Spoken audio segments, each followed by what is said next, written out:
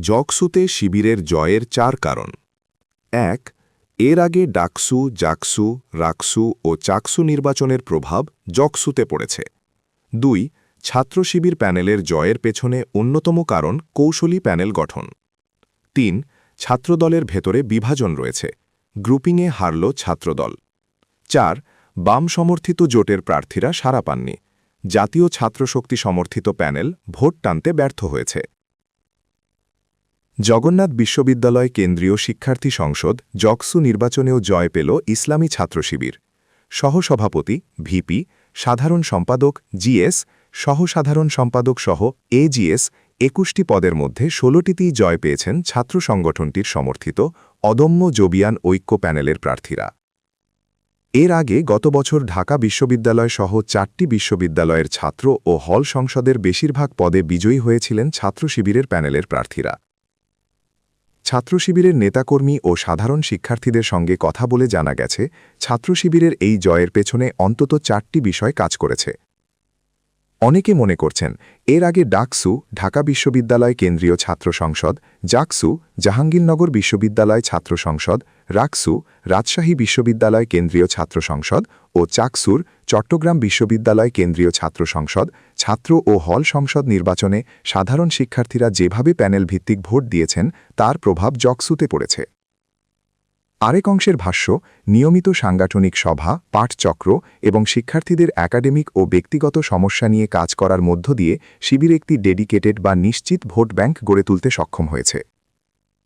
নাম প্রকাশে অনিচ্ছুক একজন শিক্ষার্থী বলেন, সব শিক্ষার্থীকে সমান গুরুত্ব দিয়ে ভোট চাওয়ার কারণে ক্যাম্পাসে একটি ইতিবাচক পরিবেশ তৈরি হয়েছে। বিজয়ী প্রার্থীদের কারো কারো মতে ছাত্র শিবির প্যানেলের জয়ের পেছনে অন্যতম কারণ কৌশলী প্যানেল গঠন। প্যানেলে ইনকিলাব মঞ্চ ও আপ বাংলাদেশের সঙ্গে যুক্ত শিক্ষার্থীদের পাশাপাশি জুলাই আন্দোলনের পরিচিত মুখদের জায়গা দেওয়া হয়েছে। আন্তর্জাতিক বিষয়ক সম্পাদক পদে জয়ী নৌসিন নাওয়ার জয়া জুলাই আন্দোলনের সময় সক্রিয় ছিলেন।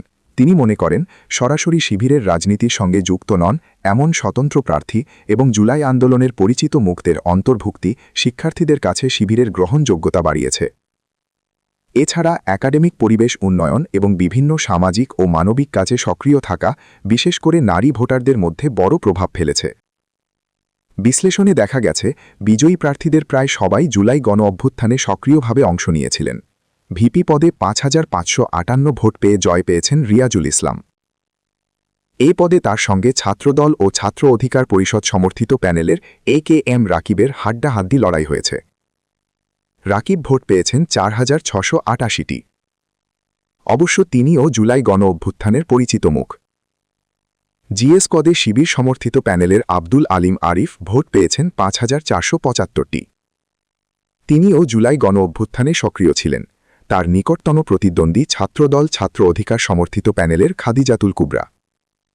তিনি বিগত আওয়ামী লীগ সরকারের আমলে ডিজিটাল সিকিউরিটি অ্যাক্ট মামলায় কারাবন্দী ছিলেন, তবে আলিমের অর্ধেকের কম ভোট পেয়েছেন তিনি। এজিএস পদে জয়ী মাসুদ রানা বৈষম্য বিরোধী ছাত্র আন্দোলনে সমন্বয়ক ছিলেন। মুক্তিযুদ্ধ ও গণতন্ত্র সম্পাদক পদে জয়ী নূর নবী জুলাই গণ-অভ্যুত্থানের সময় গুমের শিকার হয়েছিলেন।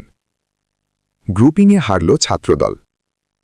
সাধারণ শিক্ষার্থী ও ছাত্রদলের নেতাকর্মীদের সঙ্গে কথা বলে জানা গেছে, ছাত্রদলের ভেতরে দীর্ঘদিন ধরেই সক্রিয় ও নিষ্ক্রিয় অংশের বিভাজন রয়েছে।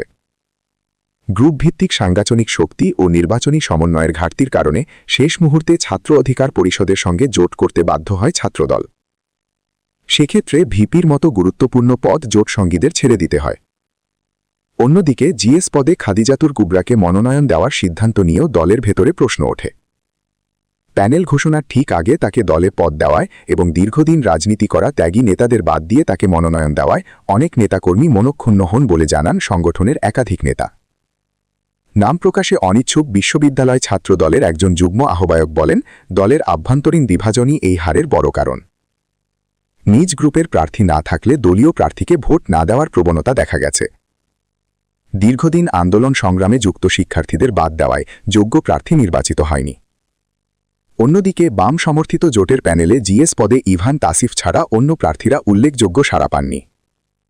জাতীয় ছাত্রশক্তি সমর্থিত প্যানেলও শিক্ষার্থীদের ভোট টানতে ব্যর্থ হয়েছে।